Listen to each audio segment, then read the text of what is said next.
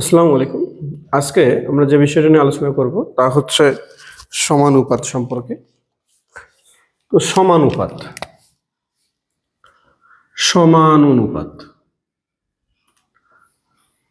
এটা হচ্ছে আজকে আমাদের আলোচ্য বিষয়। তো প্রথমে আমরা শুরু করতে চাই যে A:B = C:D। এই দুটো অনুপাত সমান। এখানে এই সমান চিহ্নের পরিবর্তে এরকমও থাকতে পারে,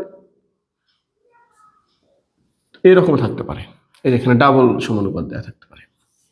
যদি থাকে তাহলে আমরা এই অনুপাতকে লিখতে পারি A/B = C/D। তাহলে AD আমরা পাই BC আর গুণন করে। এখন A এর অবস্থান যদি আমরা বলি, A হচ্ছে প্রথম অনুপাত বা প্রথম রাশি, এই D হচ্ছে এখানে চতুর্থ রাশি, এটা গুণন হয়ে গেছে চতুর্থ রাশি, সমান এখানে B হচ্ছে তৃতীয় রাশি এবং C হচ্ছে রাশি বললাম আমরা এখানে, C হচ্ছে তৃতীয় রাশি বা অনুপাত, রাশি বা অনুপাত যাই বলা যাক। এখন যদি কোনোভাবে আমাকে বলে যে চতুর্থ রাশি নির্ণয় করো বা চতুর্থ অনুপাত নির্ণয় করো, তাহলে চতুর্থ অনুপাত যদি আমরা নির্ণয় করতে চাই তাহলে কি করব? এই যে এখানে যা আছে ডান পাশে আমাদের কি আছে, দ্বিতীয় রাশি গুণন তৃতীয় রাশি ডিভাইডেড বাই এই যে অংশটা প্রথম রাশি। যদি আমরা ভাগ করি তাহলেই আমরা এখানে চতুর্থ অনুপাতটা পাবো। এখন আমরা একটা কোশ্চেন দেখব, 6, 12, 8 এর চতুর্থ সমানুপাত কোনটি? চতুর্থ সমানুপাত কোনটি? তো এটা কোশ্চেন আসছে 29তম BCS। 29তম BCS 6, 12, 8 এর চতুর্থ সমানুপাত কোনটি? আমরা দেখতেছি যে চতুর্থ অনুপাত কেমন ভাবে বের করতে হবে, দ্বিতীয় রাশি তৃতীয় রাশি ডিভাইডেড বাই প্রথম রাশি। যেহেতু এটা ধারাবাহিকভাবে আছে, এটা প্রথম হলে এটা দ্বিতীয়, এটা হচ্ছে আমাদের তৃতীয়, তাহলে প্রথম দ্বিতীয় তৃতীয়।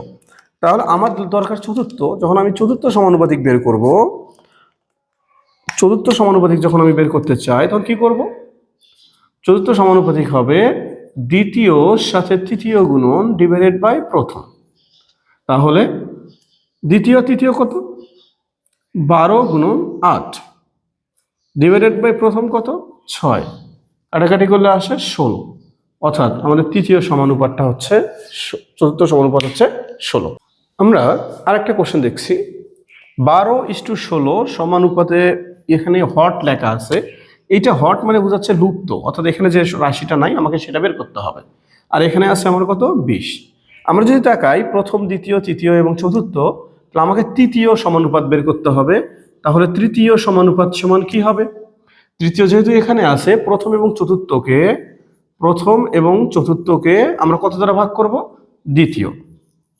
প্রথম এবং চতুর্থকে আমরা দ্বিতীয় দ্বারা ভাগ করব। তাহলে প্রথম কত আছে আমাদের?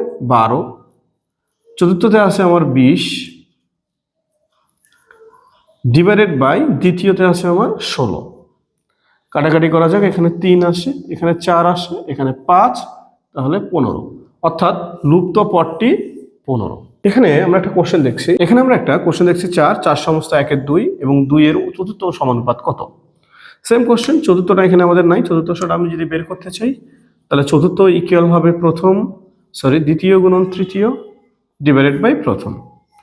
তাহলে দ্বিতীয়তে আছে আমার 4, 4 সমস্ত 1/2 এবং তার সাথে গুণন হবে তৃতীয়তে আছে 2 এবং প্রথম দ্বারা হয়ে যাবে ভাগ। তাহলে এখানে যদি কাজ করি আমরা 4 2 8 আর এখানে 9, 9 এর নিচে 2, এইটা যদি কাটা যায় তাহলে নিচে থাকে আমার 2, তাহলে এটা 9/4। তাহলে আমাদের চতুর্থ সমানুপাতটাকে আমরা লিখতে পারি 4 2 8 1/4, 2 সমস্ত 1/4।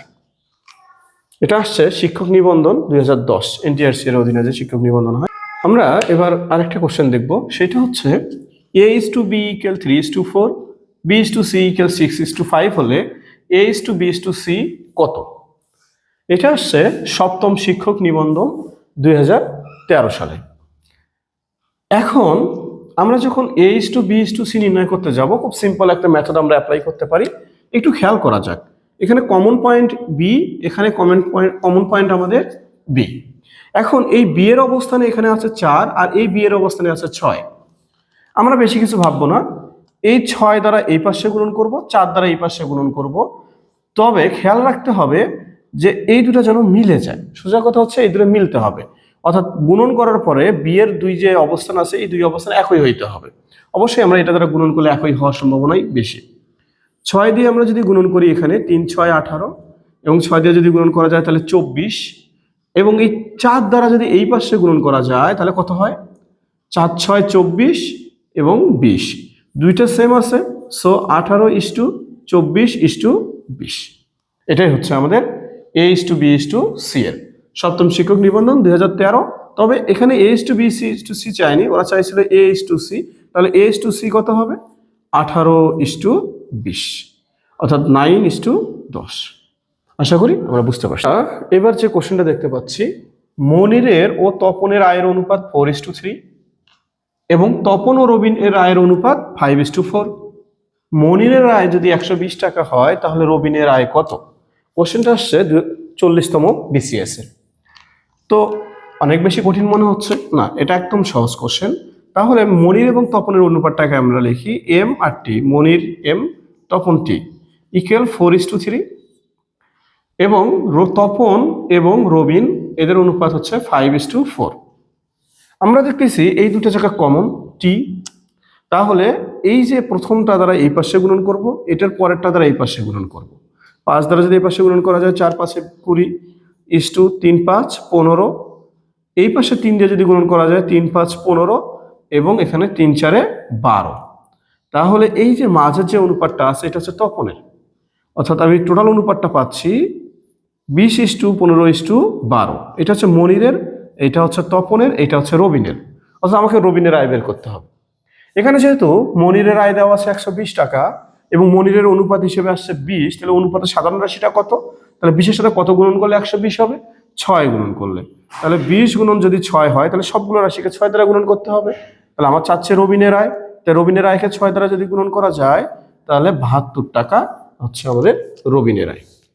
আশা করি আমরা সবাই বুঝতে পারছি। আমরা দেখছি একটা কোশ্চেন, কুকুরতাড়িত একটি খরগোশ যত সময়ে 8 বার লাফ দেয় কুকুরটি ততক্ষণে 7 বার লাফ দেয়। অর্থাৎ একটা খরগোশ যদি 8 বার লাফ দেয় সেই সময়ে একটা কুকুর 7 বার লাফ দেয়, কিন্তু খরগোশ 5 লাফে যতদূর যাবে কুকুর 4 লাফে ততদূর যায়। খরগোশ ও কুকুরের বেগের অনুপাত বের করতে হবে। তাহলে সহজ একটা ট্রিক্স আমরা অ্যাপ্লাই করতে পারি। খরগোশ ভাগ ধরলাম আমরা কুকুর, এদের বেগের অনুপাত, খরগোশের বেগ আর হচ্ছে কুকুরের বেগ, এইটার সমান আসবে লাফের অনুপাত ডিভাইডেড বাই দূরত্বের অনুপাত।